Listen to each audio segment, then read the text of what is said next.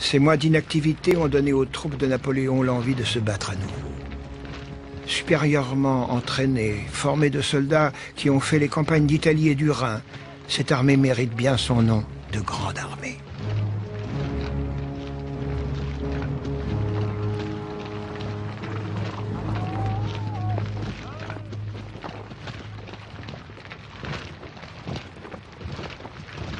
Les grognards, comme Napoléon aime à les appeler, sont d'exceptionnels combattants, et ce qui est peut-être mieux encore, des marcheurs increvables. Le petit caporal a inventé une nouvelle façon de faire la guerre au roi. Il se sert de nos jambes plutôt que de nos baïonnettes. Un soldat de la Grande Armée.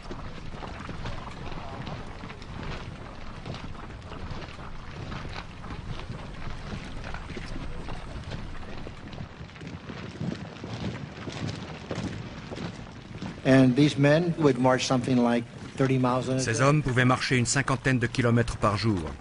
Ils marchaient 4 heures, s'arrêtaient, puis remarchaient 4 heures avant de s'arrêter à nouveau. Ils se procuraient leur nourriture en chemin, donc ils n'étaient pas ralentis par de lourds convois d'intendance.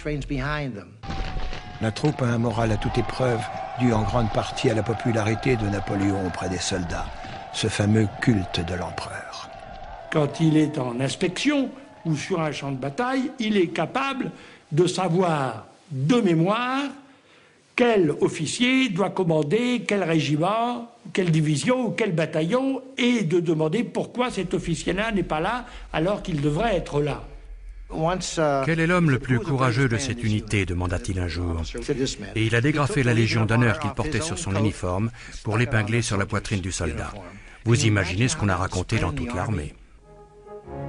La présence de l'empereur, la simplicité de sa tenue, la bonhomie naturelle de son attitude, tout cela galvanisait la troupe. L'art de la guerre, Général Venty. L'image du petit caporal va devenir célèbre bien au-delà de son armée et se répandre dans l'Europe entière.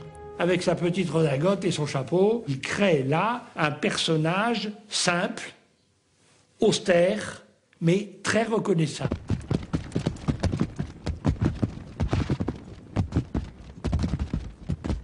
Napoléon demandait beaucoup à ses hommes, mais jamais autant que ce qu'il exigeait de lui-même. Il lui arrivait de monter à cheval jusqu'à 10 heures de suite, sans descendre de sa monture, même pour se nourrir. Durant ses campagnes, il couchait sous la tente ou à la belle étoile, au lit à 8 heures et debout 4 heures plus tard, pour dicter ses ordres ou écrire à Joséphine, lui dire qu'il n'existe pas d'autre femme pour lui, ou encore à quel point il l'aime et la désire.